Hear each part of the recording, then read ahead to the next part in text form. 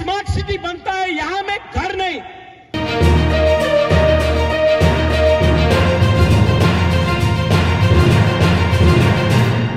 बुबागरा भी थक गया।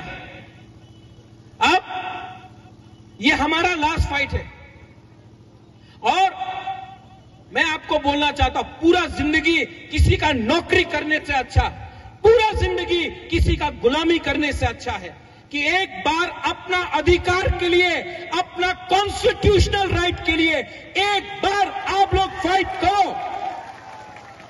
कब तक हम लोग चुप बैठेंगे? कब तक? अगरतला में स्मार्ट सिटी बनता है, यहां में घर नहीं। आज भाषण देने के टाइम पावर चला जाता है, करंट नहीं आता, बिजली दिन में 5 बार जाता है, बारिश वक्त ही आने से यहां में बिजली नहीं है। और वहां में बोल रहा हर घर नल है, नल से तू ही नहीं आता। क्या है ये डेवलपमेंट?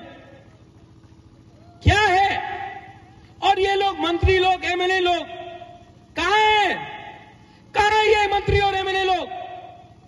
आपका वोट लिया इन्होंने, बंगाली हो, ट्राइबल हो, तिपरासा हो, मुसलमान हो, क्रिश्चियन हो, हिंदू हो, बुद्धिस्ट हो, आपका वोट लेकर ये लोग मंत्री बना।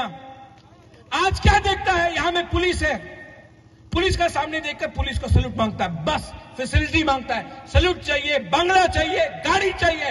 तिपरासा जिसने वोट किया उसको क्या मिल रहा है? सोचो, समझो और राइट टाइम में राइट डिसीजन लो। 2 महीना बाकी है, 2 महीना बाकी है और बुबागरा आपको बोल रहा है इस बार ना जीतेगा तो, हारेगा तो, लेकिन 1 लास्ट फाइट तो करके दिखाएगा, 1 लास्ट फाइट तो करके करेगा। यहां में जो लीडर्स है, आपको बोलना चाहता हूं, ये जो फाइट है ना, अपना सर्वाइवल और एग्जिस्टेंस के लिए है।